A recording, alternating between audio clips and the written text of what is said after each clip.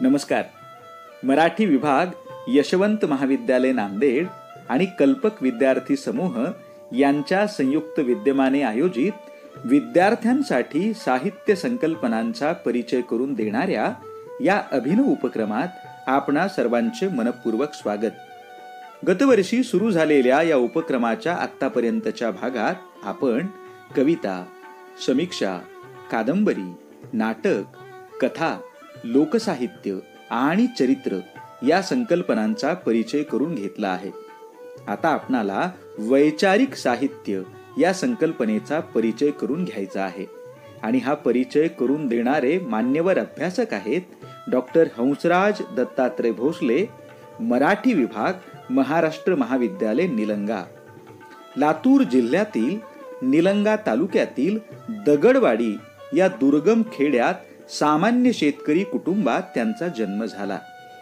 दळणवळणाचे मूलभूत साधन असणारी साधी बस देखील आजपर्यंत ज्या गावात जात नाही अशा या गावाने जवळपास प्रत्येक घरातून निदान एक सैनिक देशाला दिलेला आहे.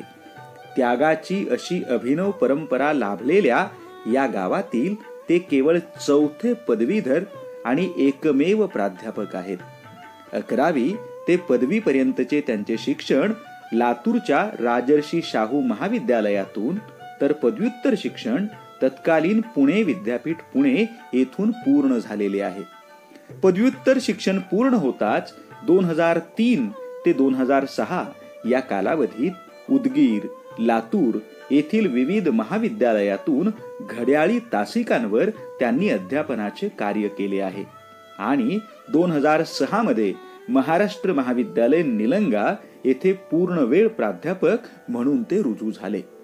वैचारिक साहित्य हा त्यांचा आवडता अभ्यास विषय असून त्यातील चिंतनाला पुढे घेऊन जाण्यासाठी डॉक्टर आ. साळुंखे यांच्या साहित्याचा चिकित्सक अभ्यास या विषयावर सत्यशोधकी विचारवंत डॉक्टर श्रीराम गुंदेकर यांच्या मार्गदर्शनाखाली 2016 मध्ये PhD साठीचे संशोधन त्यांनी पूर्ण केले आहे.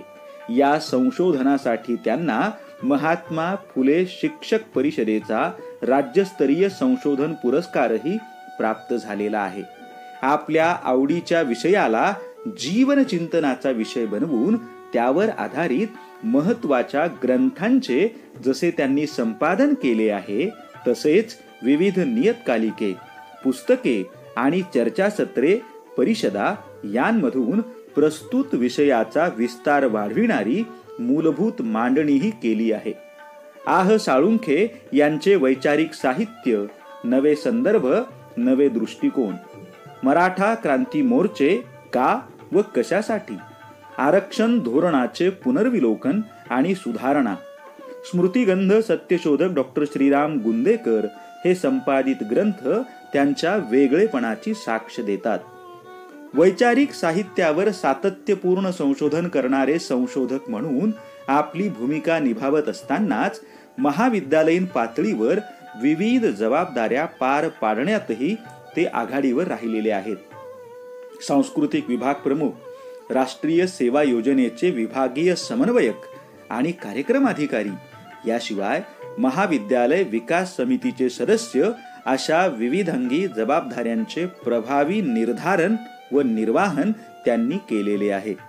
याशिवाय स्वामी रामानंद तीर्थ मराठवाडा विद्यापीठाच्या 2013 मधील शिवनेरी युवक महोत्सवाचे संयोजन सचिव म्हणूनही त्यांनी महत्त्वपूर्ण कार्य केले आहे. महाविद्यालयीन आणि विद्यापीठीय पातळीवरील जबाबदाऱ्यांसोबतच त्यांचे सामाजिक चळवळीतही सक्रिय योगदान राहिलेले आहे. 3 दिवसीय राज्यस्तरीय जिजाऊ सावित्री व्याख्यानमालेचे मागील 11 वर्षांपासून त्यांनी यशस्वी आयोजन केलेले आहे. यासोबतच अंधश्रद्धा निर्मूलन समितीचे तालुका अध्यक्ष आणि विवेक वाहिनी प्रमुख, वीर भगतसिंग विद्यार्थी परिषदेचे तालुका अध्यक्ष, मराठा सेवा संघाचे तालुका अध्यक्ष म्हणूनही मागील जवळपास 2 दशकांपासून ते कृतिशील योगदान देत आहेत.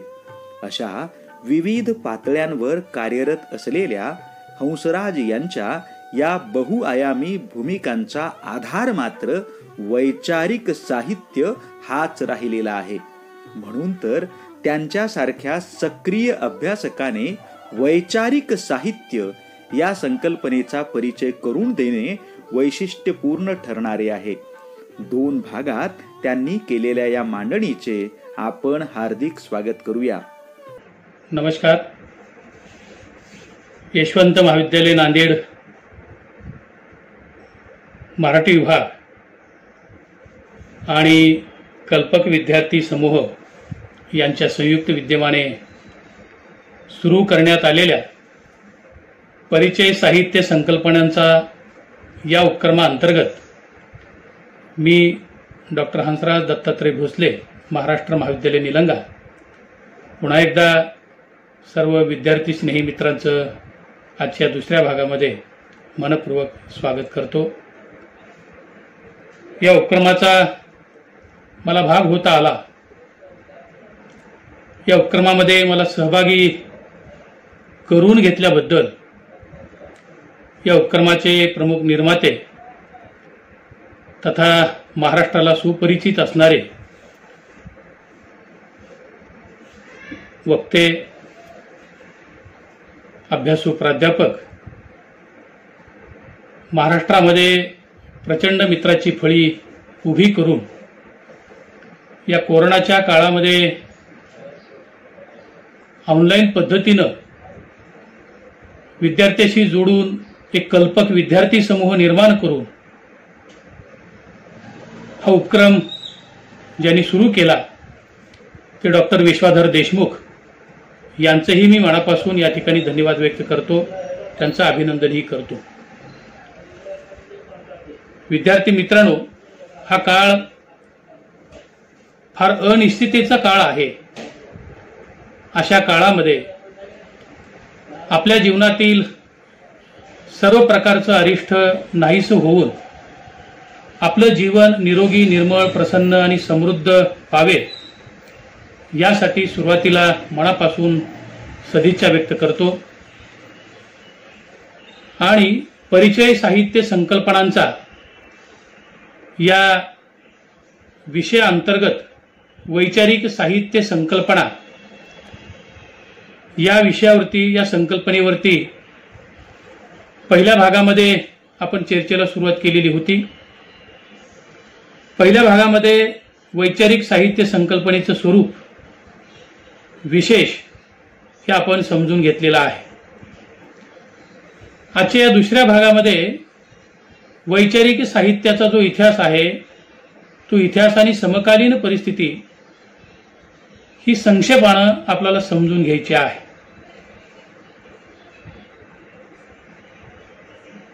पहिल्या भागामध्ये संकल्पनेच्या अनुषंगाने आपण वाङ्मय किंवा साहित्याची संकल्पना किंवा साहित्याची जी काही धारणा आहे ती समजून घेतलेली आहे.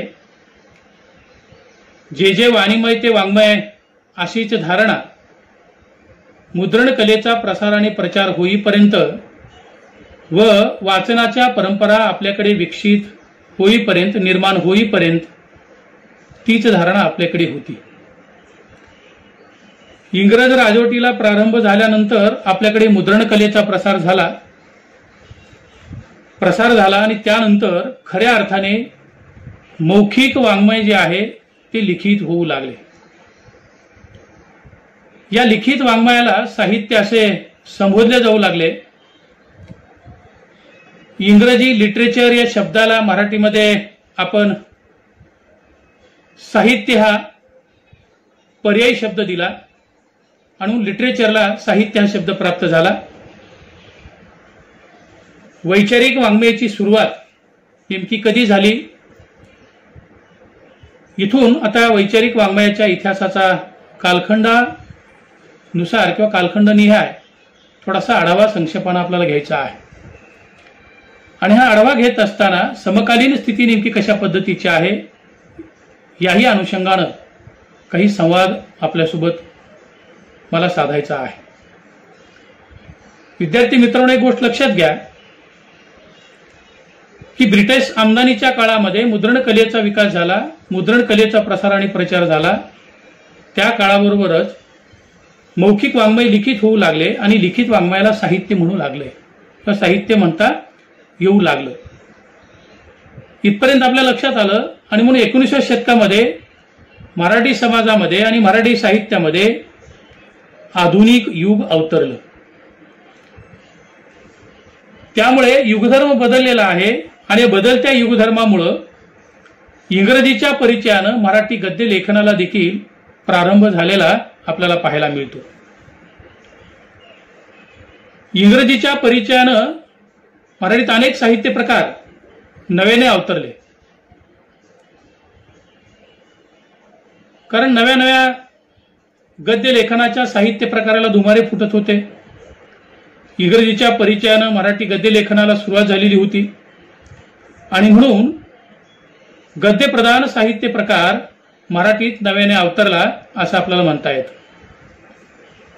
मध्ययुगीन काळातील वाङ्मयविषयक संकल्पना हळूहळू मागे पडत होती. नव्या कल्पनांचा स्वीकार 19व्या शतकामध्ये सुरू झालेला होता. तोपर्यंत जे जे समाजचिंतन, धर्मचिंतन, ईशचिंतन, अभंग, ओव्याच्या माध्यमातून जे होत होतं ते आता विकसित झालेल्या स्वरूपातून किंवा गद्य लेखनातून होऊ लागलेलं होतं. आणि इथेच मराठीतील वैचारिक साहित्याला सुरुवात झालेली आपल्याला पाहायला मिळते किंवा इथेच मराठीतील वैचारिक साहित्याचा प्रारंभ झालेला आपल्याला दिसून येतो. आता नेमकी वैचारिक साहित्याची सुरुवात कधी झाली? प्रस्तावनेमध्ये याचा नामोल्लेख केल्याच्या नंतर किंवा या सगळ्या पार्श्वभूमीच्या नंतर वैचारिक वाङ्मयाच्या इतिहासाकडे आपल्याला वळायचं आहे. जे ललित साहित्यिकांचा पिंड ज्या वैचारिक वातावरणातून पोचला जातो त्या वातावरणाचे किंवा त्या कालखंडाचे स्वरूप समजावून घेण्यासाठी त्या त्या काळातील वैचारिक साहित्याचा परामर्श घेणं हे आरंभी अतिशय महत्त्वाचं आहे.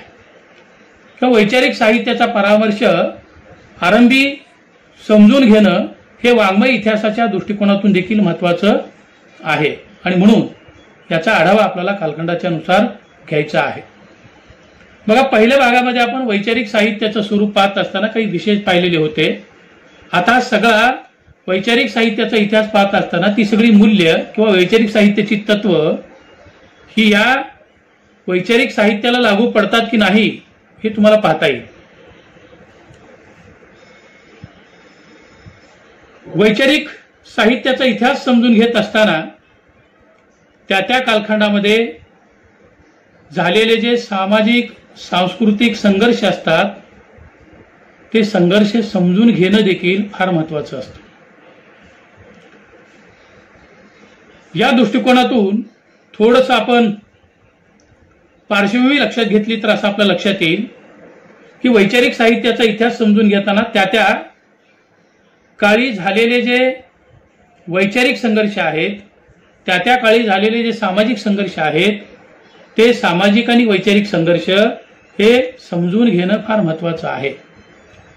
या पार्श्वभूमीवरती थोडंसं आपण अगदी 2-3 मिनिटांमध्ये या वैचारिक साहित्याची पार्श्वभूमी म्हणून देखील काही गोष्टीची नोंद आपण इथं करून घेतली पाहिजे. आपल्या सगळ्यांना कल्पना आहे की प्राचीन काळी आपल्या देशामध्ये अनेक धर्म संप्रदाय अस्तित्वात होते. तर उदाहरण जर द्यायचं झालं तर असं आपल्या लक्षात येईल की प्राचीन काळामध्ये जैन संप्रदाय होता, शाक्त संप्रदाय होता, बौद्ध संप्रदाय होता, लोकायत संप्रदाय होता, सुफी संप्रदाय होता, नाथ संप्रदाय होता. हे सर्व संप्रदाय हे धर्म संप्रदाय होते असं आपल्या लक्षात येईल. पण त्या धर्म संप्रदायांनी त्या त्या काळामध्ये किंवा धर्म संप्रदायांना त्या त्या काळामध्ये काही एक सामाजिक सांस्कृतिक संघर्ष करावा लागलेला आहे. आणि या संघर्षामध्ये या सर्वच धर्म संप्रदायांनी मानवता मूल्यांची पाठराखण केलेली आपल्याला पाहायला मिळते. वैचारिक साहित्याचे मूल्य, वैचारिक साहित्याचं तत्व म्हणून पहिल्या भागामध्ये आपण पाहिलेलं आहे. आणि म्हणून प्राचीन कालखंडाकडे जेव्हा आपण पाहायला लागतो तेव्हा प्राचीन कालखंडामध्ये शाक्त संप्रदाय, जैन संप्रदाय, बौद्ध संप्रदाय, सुफी संप्रदाय अशा पद्धतीचे विविध काही धार्मिक संप्रदाय आपल्याला पाहायला मिळत आहेत.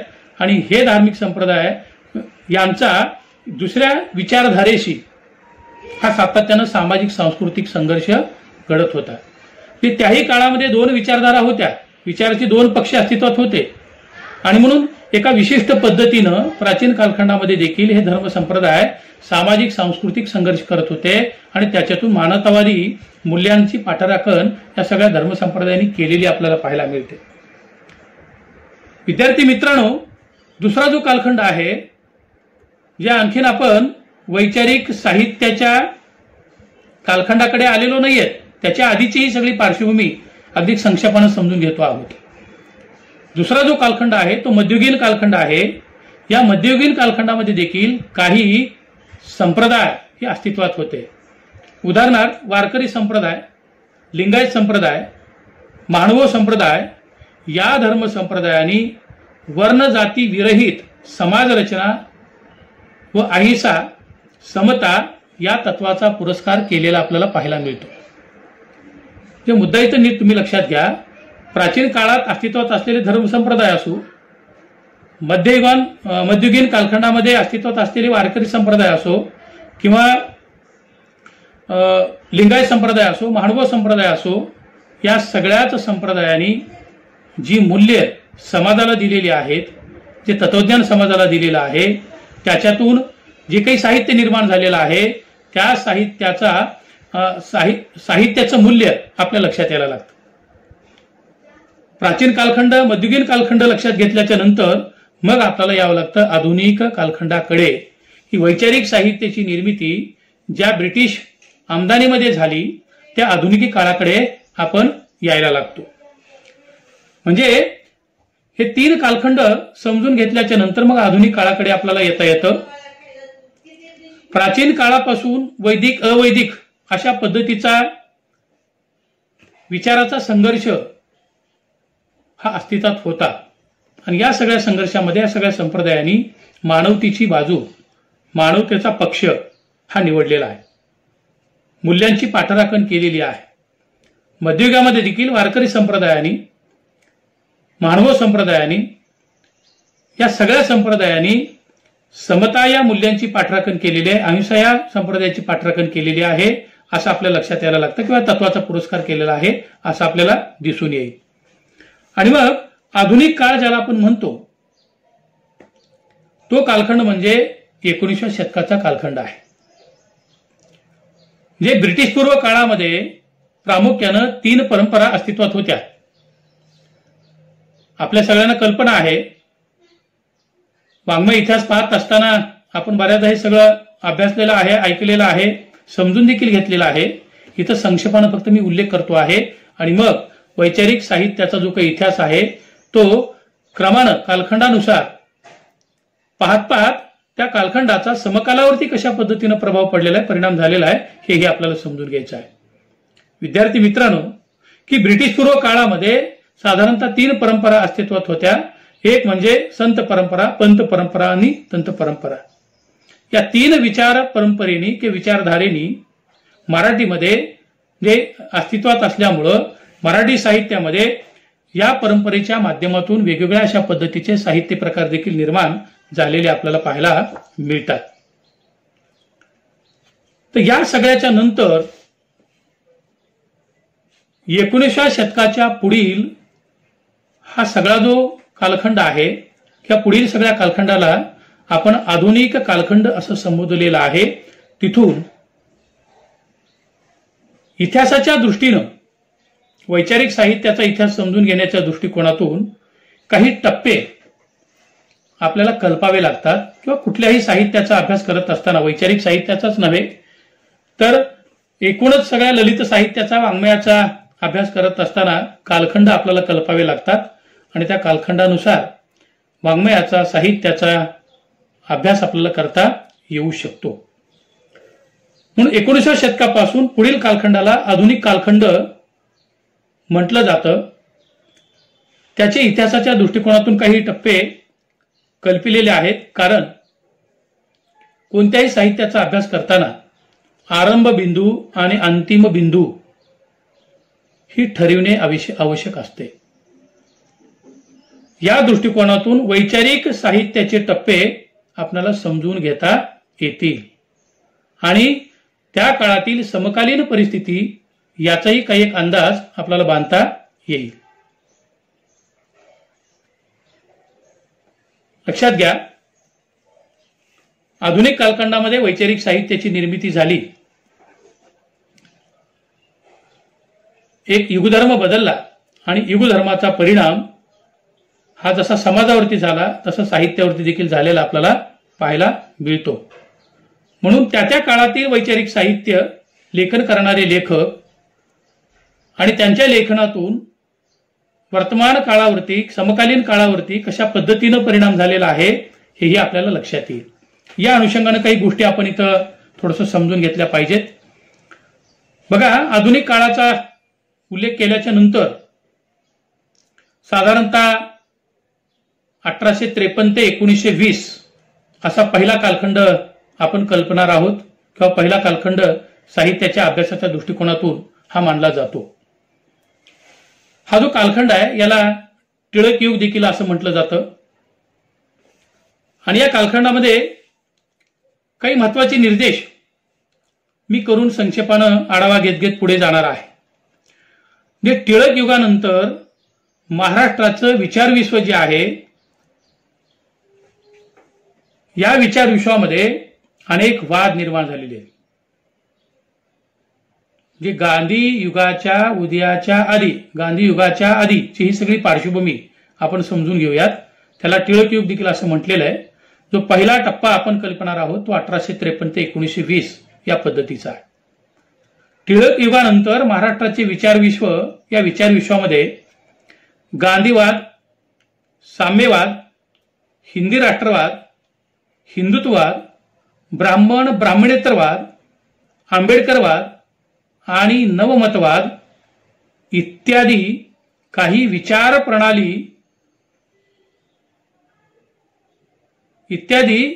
प्रणाली या कालखंडामध्ये अस्तित्वात होत्या किंवा इत्यादी विचार प्रणालीनं हा कालखंड गजबजवून सोडलेला होता असं आपल्या लक्षात येईल. तत्कालीन वृत्तपत्रे, मासिके, साप्ताहिके, पाक्षिके, प्रचार पुस्तके व ग्रंथांची प्रकाशने यातील लेखन जर आपण पाहिलं तर या वादांचा परिचय आपल्याला निश्चितपणानं येऊ शकतो. हे सगळे वाद राजकीय सामाजिक घटनांतून निर्माण झालेले आपल्याला दिसतात.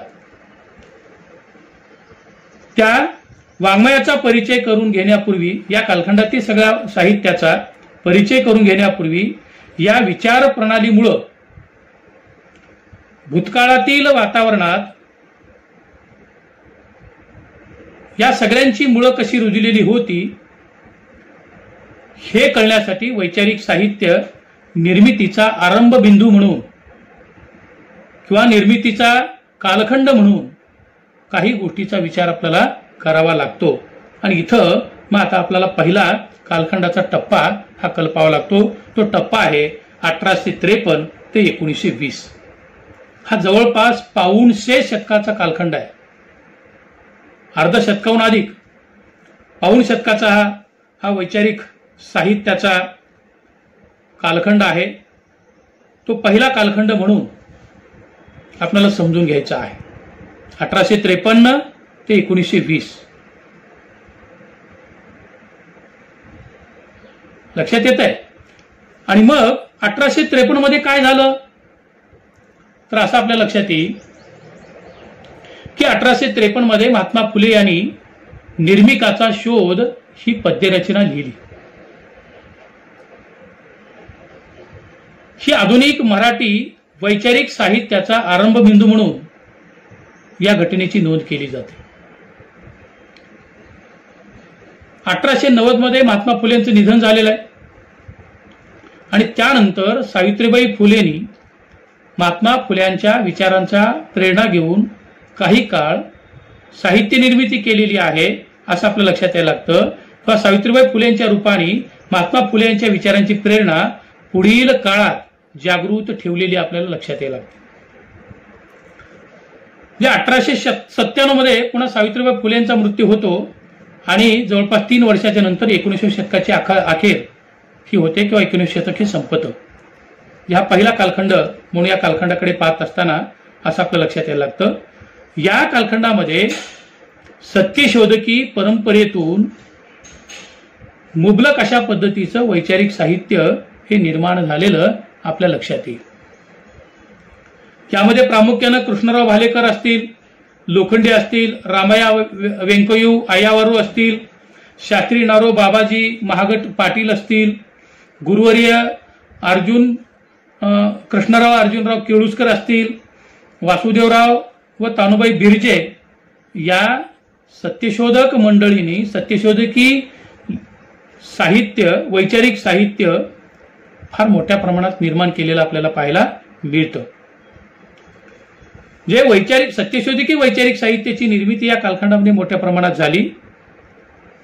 इतकंच नाही तर सत्यशोधकी वैचारिक साहित्याच्या निर्मितीबरोबरच सत्यशोधक चळवळीनं स्वतःची माध्यमे प्रसिद्धी माध्यमे देखील उभी केली.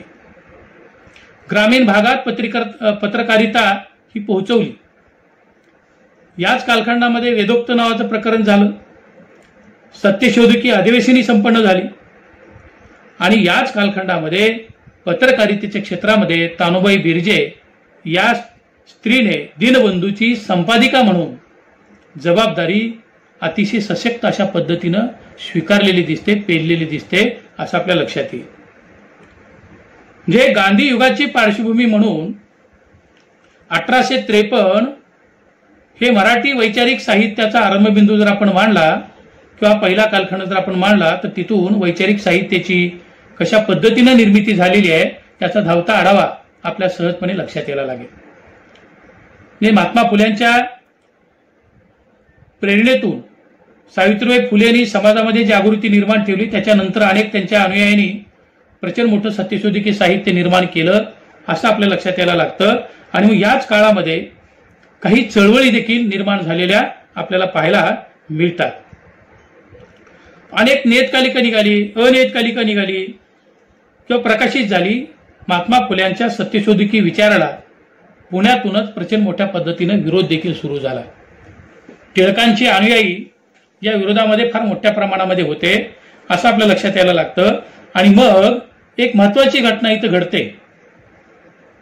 म्हणजे 1818ला पेशवाईचा अस्त झाला आणि ब्रिटिशांची सत्ता सुरू झाली. ही घटना आपल्या सगळ्यांना माहिती आहे, ही ऐतिहासिक घटना आहे. आणि 1920ला लोकमान्य टिळकांचा मृत्यू होतो किंवा लोकमान्य टिळकांचे निधन होते. आणि लोकमान्य टिळकांच्या निधनाच्या नंतर एका नव्या युगाला पुन्हा प्रारंभ होतो असं आपल्या लक्षात येईल. आणि मग या नंतरच्या टप्प्यामध्ये असं आपल्या लक्षात यायला लागतं हा पुन्हा वैचारिक साहित्य लेखनाचा दुसरा कालखंड म्हणून आपल्याला 1921 ते 1930 अतिशय छोटा कालखंड कल्पावा लागतो. टिळकांच्या निधनाच्या नंतर महाराष्ट्रामध्ये हा जरी छोटा कालखंड असला 1921 ते 1930 या कालखंडामध्ये अनेक वाद निर्माण झालेले. ब्राह्मण ब्राह्मणेतर वाद आहे, या वादाबरोबरच हिंदू मुस्लिम वाद आहे, इतरही वाद. या वादाची संख्या प्रचंड मोठ्या प्रमाणात वाढलेली होती. ब्रिटिशांची फोडा आणि झोडा ही जी नीती होती या नीतीमुळं हिंदू मुस्लिम ब्राह्मण ब्राह्मणेतर स्पृश्य अस्पृश्य अशा समाज गटातील परस्पर विरोधाच्या भावनेला खतपाणी घालण्याचं काम या कालखंडामध्ये फार मोठ्या प्रमाणामध्ये झालेलं आपल्याला पाहायला मिळतं. आणि अशा काळामध्ये सत्यशोधकी वैचारिक साहित्याचा फार मोठा प्रसार देखील झाला. महाराष्ट्रातील प्रत्येक भागातून साहित्य निर्मिती झाली. महाराष्ट्राच्या बाहेर देखील बडोदा, बेळगाव या ठिकाणाहून देखील प्रचंड मोठं साहित्य लिहिल्या जाऊ लागलं. वृत्तपत्रे, ग्रंथ निर्मिती ही होऊ लागली असं आपल्या लक्षात यायला लागतं. 1921 ते 1930 या कालखंडामध्ये महात्मा फुल्यांच्या सत्यशोधकी विचाराची प्रेरणा घेऊन डॉक्टर बाबासाहेब आंबेडकरांचा मानव मुक्तीचा लढा याच कालखंडामध्ये सुरू झाला. इसवी सन 1930 पर्यंत डॉक्टर बाबासाहेब आंबेडकरांचे नेतृत्व हे स्थिर झाले आणि हळूहळू ते समाजमान्य देखील झालेले आपल्याला पाहायला मिळतं. तर याच कालखंडामध्ये स्वराज्याची मागणी देखील तीव्र होत होती असं आपल्या लक्षात येईल. आणि पुढील काळात सत्यशोधकी साहित्याचे स्वरूप देखील हळूहळू बदलत गेलं. 1921 ते 1930 या कालखंडामध्ये वैचारिक साहित्याचा हा कालखंड पाहत असताना समकालीन स्थिती नेमकी कशा पद्धतीची होती याची कल्पना आपल्याला येईल. अनेक वाद निर्माण झालेले आहेत. ब्राह्मणेतरवाद आहे, जे छत्रपती शाहू महाराज आणि टिळक यांचं वेदोक्त प्रकरण हे संपूर्ण महाराष्ट्राला माहिती आहे. ब्राह्मणेतरवादाच्या बरोबरच हिंदू मुस्लिम वाद निर्माण झाला, अस्पृश्यता हा वाद निर्माण झाला. असे अनेक वाद हे मोठ्या प्रमाणात निर्माण झालेले आपल्याला पाहायला मिळत आहेत. आणि मग पुढे 1930च्या आसपास सत्यशोधकी वैचारिक साहित्याचं स्वरूप देखील बदलत गेलं. आणि मग त्यानंतर काय झालं की मध्यवर्ती म्हणल्या गेलेल्या मराठी साहित्यामध्ये अधिकाधिक लोकप्रिय अशा पद्धतीच्या लेखकांचा उदय देखील याच कालखंडामध्ये होऊ लागलेला आपल्याला पाहायला मिळतो. आणि 1930ला हा छोटासा कालखंड जो आहे तो छोटासा कालखंड संपतो. तर तिसरा जो कालखंड आहे तो तिसरा कालखंड म्हणजे 1931 ते 1950 हा 20 वर्षाचा कालखंड आहे. विद्यार्थी मित्रांनो, या कालखंडामध्ये नेमकं काय झालेलं आहे ते आपण संक्षेपानं समजून घेऊयात. काही महत्वाच्या नोंदी मी आपल्यासमोर फक्त ठेवतो आहे. या कालखंडामध्ये सगळ्यात महत्वाची गोष्ट जर आपल्याला कुठली पाहायला मिळत असेल तर गांधीच्या नेतृत्वाचा निर्विवाद उदय झालेला आहे आणि गांधीच्या नेतृत्वाला निर्विवाद मान्यता देखील मिळालेली आहे. 1931 ते 1950 या कालखंडामधील सगळ्यात महत्वाची जी घटना जर कुठली असेल तर गांधीच्या नेतृत्वाला निर्विवाद मिळालेली मान्यता ही होती असं आपल्या लक्षात येईल. याच कालखंडामध्ये दुसरं महायुद्ध देखील झालेलं आहे. भौतिक संस्कृतीचा विध्वंस झाला, औद्योगिकरणाला सुरुवात झाली. 15 ऑगस्ट 1947ला भारत देश स्वतंत्र झाला आणि 1950 मध्ये भारताची घटना अस्तित्वात आली. या महत्वाच्या नोंदी आहेत. 1931 ते 1950 या कालखंडामध्ये या महत्वाच्या घडामोडी झालेल्या आपल्याला पाहायला मिळतात. पर्यायानं या सगळ्याचा परिणाम मराठी वैचारिक साहित्यावरती देखील झालेला आपल्याला पाहायला मिळतो. तर याच वेळी महात्मा गांधीचं निर्विवाद नेतृत्व मान्य झाल्याच्या नंतर हिंदू महासभा असेल किंवा राष्ट्रीय स्वयंसेवक संघ असेल या दोन संघटनांनी महात्मा गांधीच्या नेतृत्वाला विरोध देखील केलेला होता. म्हणून 1927 मध्ये महात्मा गांधींनी कोल्हापूरच्या छत्रपती शाहू सत्यशोधक समाजाला जेव्हा भेट दिली तेव्हा सत्यशोधक समाजाच्या विषयी, सत्यशोधक समाजात निर्माण झालेल्या साहित्याच्या विषयी, सत्यशोधक लोकांच्या विषयी महात्मा गांधीनं समर्थन त्यांचं केलेलं होतं आणि पूरक अशा पद्धतीच्या भावना व्यक्त केलेल्या होत्या. आणि त्यामुळं सुरुवातीपासूनच सत्यशोधक समाजाच्या साहित्याचा केंद्रबिंदू माणूस होता. सत्यशोधनाच्या साहित्य लेखनाचा केंद्रबिंदू ग्रामीण माणूस या पद्धतीचा होता. आणि म्हणून महात्मा गांधीनं देखील सत्यशोधकी साहित्य याचं कौतुक केलेलं होतं, सत्यशोधकी लेखकाचं कौतुक केलेलं होतं. आणि मग याच्यातून वेगळ्या पद्धतीची एक पुढची दिशा महाराष्ट्राला आणि देशाला महात्मा गांधीच्या नेतृत्वाने आपल्याला पाहायला मिळते. या छोटासा 1931 ते 1950चा तिसरा कालखंड, या कालखंडातील प्रमुख या घडामोडी पाहिल्याच्या नंतर चौथा जो कालखंड आहे तो 1951 ते 1975 हा कालखंड आहे. तर या कालखंडामध्ये कशा पद्धतीनं काही घटना घडलेल्या आहेत, बदल झालेला आहे, समकालीन स्थिती कशा पद्धतीची होती या कालखंडामध्ये आपल्याला लक्षात येईल. भारताला स्वातंत्र्य मिळालेलं आहे आणि त्यानंतर पहिल्या पंचवार्षिक योजना याची अंमलबजावणी झालेली आहे. ही महत्वाची समकालीन स्थिती पाहत असताना महत्वाची नोंद 1951 ते 1975 या कालखंडामधल्या नोंदी आपल्याला घ्यायच्या आहेत ही पंचवार्षिक योजनेच्या माध्यमातून नियोजनबद्ध विकासाला गती मिळत होती असं आपल्या लक्षात येईल. त्याचबरोबर सर्व स्त्री पुरुषांना प्रौढांना मतदानाचा अधिकार या कालखंडामध्ये मिळाला. स्थानिक स्वराज्य संस्थांचा उदय झाला किंवा स्थानिक स्वराज्य संस्थेची निर्मिती झाली. सहकारी संस्थेचं जाळं फार मोठ्या प्रमाणात महाराष्ट्रामध्ये निर्माण झालं. दळणवळणाचा विकास किंवा दळणवळणाच्या विकासाबरोबरच कृषी उद्योगाला देखील चालना मिळालेली आहे. संपर्क साधने यांचा विकास झालेला आहे. शिक्षण, आरोग्य, सार्वजनिक सुविधा किंवा सार्वजनिक वितरण व्यवस्था या सर्वांचा परिणाम वैचारिक साहित्यावरती देखील झालेला आहे.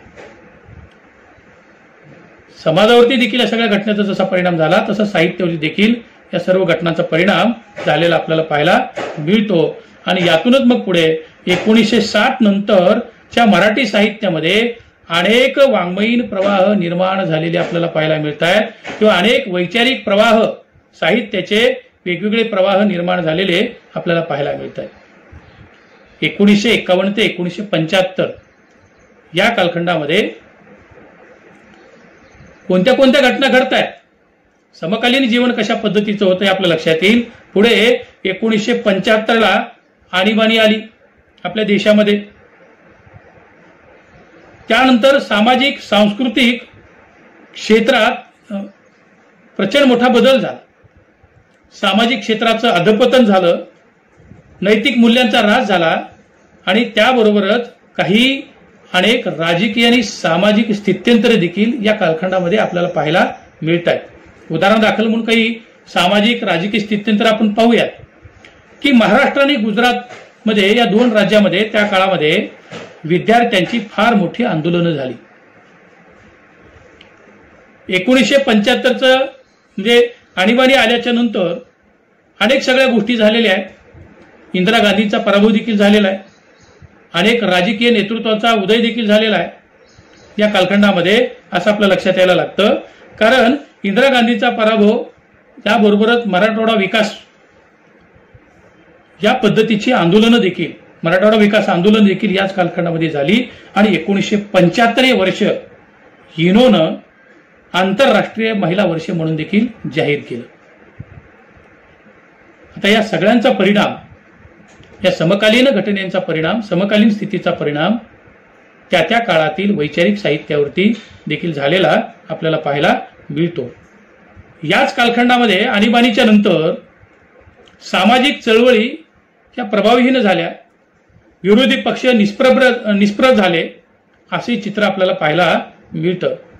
राजकारणात किंवा राजकारणातील स्वातंत्र्य चळवळीतून घडलेली जी चरित्रवान, त्यागी, सामाजिक बांधिलकी असलेली जी पहिली पिढी होती ती पिढी देखील संपली.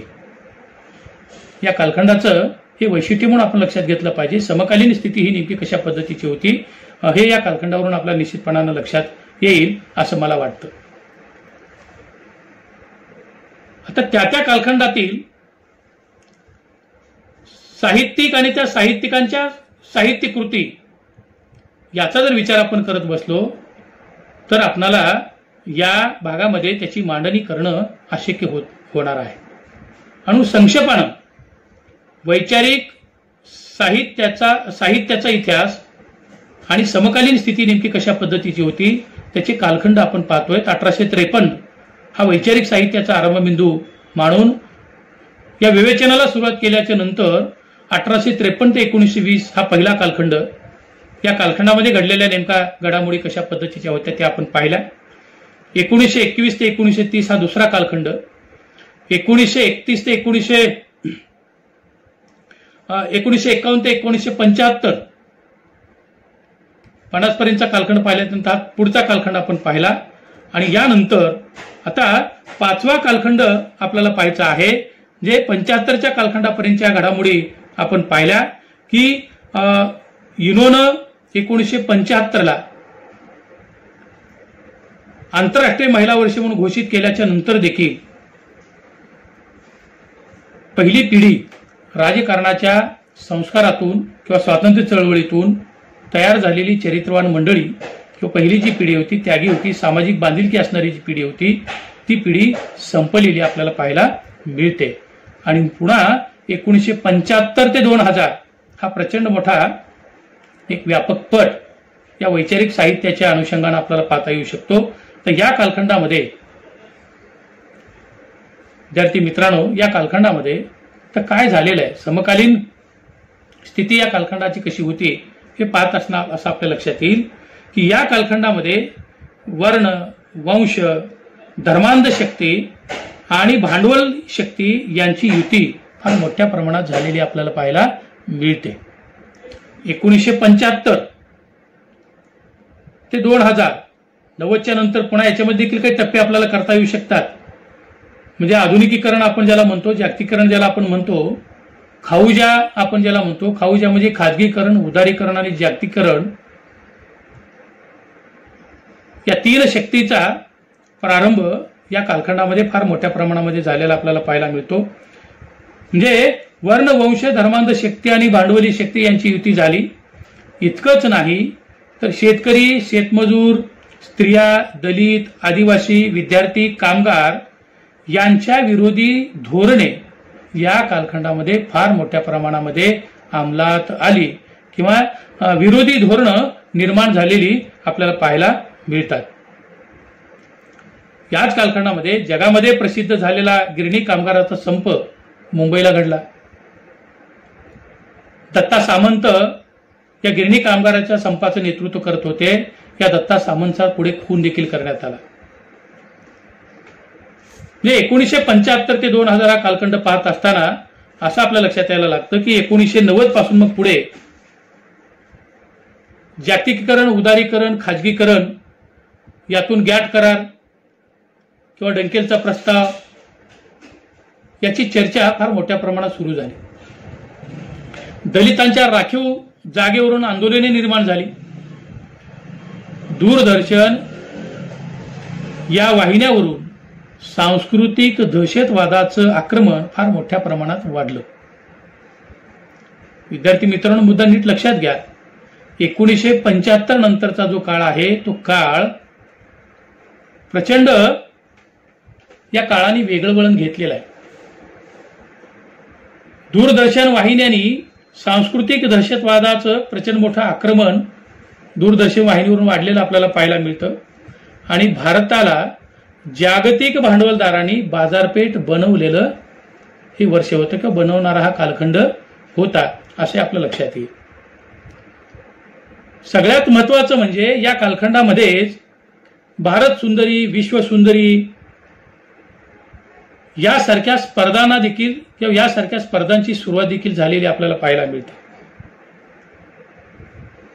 याचबरोबर अब्राह्मणी साहित्याचे सौंदर्यशास्त्र, प्रतिकारवादी सौंदर्यशास्त्र अशी मांडणीही याच काळात होऊ लागलेली होती. यातूनच आंतरविद्या शाकीय दृष्टीने अभ्यास देखील सुरू झाला किंवा आंतरविद्या शाखेचा परिचय या कालखंडामध्ये अनेक लोकांना झाला असे आपल्या लक्षात यायला लागतं. आणि साहित्याचा वैयक्तिक व सांस्कृतिक दृष्टीनं अभ्यास करता येऊ शकतो याची जाणीव पहिल्यांदा हे 1975 ते 2000च्या कालखंडामध्ये म्हणजे 90च्या नंतरच्या कालखंडामध्ये आपल्याला पाहायला मिळतं की साहित्याचा वैयक्तिक आणि सांस्कृतिक दृष्टिकोनातून अभ्यास करता येतो याची जाणीव झाली. कॉम्रेड शरद पाटील, डॉक्टर आ साळुंके यांनी भारतीय इतिहास आणि भारतीय तत्वज्ञाने याच्या अभ्यासाला फार मोठ्या प्रमाणात सुरुवात केली. असा हा सगळा कालखंड असलेला आपल्या लक्षात यायला लागतो. आणि म्हणून एका शरद पाटलांनी मार्क्सवाद, माफुआ, मार्क्स, फुले, आंबेडकरवाद या नव्या विचारांची मांडणी, सैद्धांतिक मांडणी या कालखंडामध्ये करायला सुरुवात केलेली होती असे आपल्या लक्षात यायला लागतं. या काळातील वैचारिक साहित्याने समकालीन सर्व आव्हाने ही अतिशय सक्षमपणे पेललेली आपल्याला पाहायला मिळतात. 1975 ते 2000 या कालखंडामध्ये अनेक उलटापलटी झालेले आहेत, अनेक बदल झालेले आहेत, अनेक घटना घडलेल्या आहेत. हे समकालीन जीवन हे कशा पद्धतीचं होतं, समकालीन जीवन असं म्हणत असताना सामाजिक जीवन, राजकीय जीवन, सांस्कृतिक जीवन या सगळ्या क्षेत्रामध्ये कशा पद्धतीनं सगळे हे बदल होत होते हे आपल्याला संक्षेपानं इथं या पद्धतीनं पाहता येऊ शकतं. हे या काळातील वैचारिक साहित्यानं समकाळातले सर्व आव्हानं, समकाळातील सर्व प्रश्न अतिशय ताकदीनं साहित्याच्या माध्यमातून मांडलेली होती. काही वाङ्मयीन नियतकालिका या काळात बंद पडलेली होती. उदाहरणार्थ प्रतिष्ठान, युगवाणी सारखं एक मराठवाड्याचं मुखपत्र तर दुसरं विदर्भाचं मुखपत्र, ही दोन्ही मुखपत्र या कालखंडात बंद पडली. पण पुढे महाराष्ट्र शासनाने अनुदान दिल्याच्या नंतर ते पुन्हा द्वैमासिक स्वरूपामध्ये ही नियतकालिक वेगळ्या स्वरूपामध्ये सुरू देखील झाली असे आपल्या लक्षात यायला लागतं. या कालखंडामध्ये सांस्कृतिक मूल्यांची जशी पडझड झाली तसं काही साहित्य निर्मिती देखील, वैचारिक साहित्य निर्मिती देखील मोठ्या प्रमाणात झालेली आहे असे चित्र आपल्याला पाहायला मिळतं. विद्यार्थी मित्रांनो, अतिशय धावता आढावा आपण या ठिकाणी घेतो आहोत. 6वा जो कालखंड आहे तो 6वा कालखंड म्हणजे 2001 ते 2020 या पद्धतीचा आपल्याला कल्पावा लागतो. ते वैचारिक साहित्याचा इतिहास तपासत असताना त्या काळातील सामाजिक सांस्कृतिक स्थित्यंतर किंवा त्या काळातील सामाजिक सांस्कृतिक संघर्ष हे आपल्याला पाहिल्याच्या नंतर समकालीन जीवन नेमकं कशा पद्धतीचं होतं हे आपल्या लक्षात यायला लागतं. अनेक वाद निर्माण झालेले आहेत, अनेक विचारधारा निर्माण झालेल्या आहेत असं चित्र आपल्याला पाहायला मिळतं. आणि मग 1975 ते 2000 या कालखंडाच्या नंतरचा शेवटचा जो टप्पा आहे तो म्हणजे 6वा कालखंड 2001 ते 2020. ज्या कालखंडामध्ये तुम्ही आम्ही ज्या वर्तमान कालखंडामध्ये आपण वावरतो, जगतो, त्या कालखंडाच्या विषयी थोडक्यामध्ये आपण समजून घेऊन या दुसऱ्या भागाचा समारोप आपण करणार आहोत. पहिल्या कालखंडामध्ये ज्या पद्धतीनं काही बदल घडलेले होते त्याच्या पुढचं टोक ज्याला आपण म्हणू ते या कालखंडामध्ये निश्चित पद्धतीनं गाठलेलं आपल्याला दिसेल. या कालखंडामध्ये जातीय अस्मिता अतिशय टोकदार झाल्या. समकालावरती कशा पद्धतीनं प्रभाव पडलेला आहे हे असं लक्षात येईल. आणि या सगळ्याचं चित्रण साहित्याच्या माध्यमातून देखील होत आहे, होताना आपण पाहतो आहोत. सगळ्यात महत्त्वाचं म्हणजे शिक्षण क्षेत्राचं बाजारीकरण फार मोठ्या प्रमाणात झालं. आरोग्याचे प्रश्न निर्माण झाले किंवा आरोग्य यंत्रणा प्रचंड मोठी ढासळली.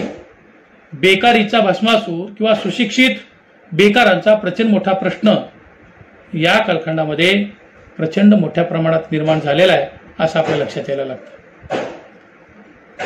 जातीयमध्ये प्रचंड मोठा तेढ निर्माण होण्याची सध्याच्या कालखंडामध्ये भीती ही व्यक्त केली जात आहे. राजकारणाची दिशा देखील बदललेली आहे, राजकारणाचा पोत बदललेला आहे, राजकारणाची संस्कृती बदललेली आहे. हेही चित्र या कालखंडामध्ये आपल्याला पाहायला मिळतं. प्रादेशिक पक्षांना येत असलेलं महत्व या कालखंडामध्ये अधोरेखित होताना आपल्याला पाहायला मिळतं. कुठलाही एक पक्ष आता सत्तेत येऊ शकत नाही याची जाणीव या कालखंडामध्ये झाली आणि त्याचे परिणाम समाज जीवनावर देखील पडताना आपल्याला पाहायला मिळतात. हा सगळ्यात मोठा प्रश्न हा बेकारीचा प्रश्न आहे. शिक्षणाच्या माध्यमातून निर्माण होणारे सुशिक्षित बेकार यांची कारखाने निर्माण होत आहेत. कारखान्यातून अनेक पिढ्या बाहेर पडत आहेत परंतु त्यांच्या हाताला काम मिळत नाही. हा सगळ्यात मोठा प्रश्न या कालखंडामध्ये निर्माण झालेला आहे असं मला वाटतं. यानंतर समारोपाकडे आपण वळणार आहोत की वैचारिक साहित्य या संकल्पनेअंतर्गत वैचारिक साहित्याचा इतिहास संक्षेपानं काही कालखंडाच्या माध्यमातून पाहिल्याच्या नंतर समारोपीय निष्कर्ष थोडक्यामध्ये आपल्यासमोर सांगणं हे क्रमप्राप्त आहे. त्या कालखंडामध्ये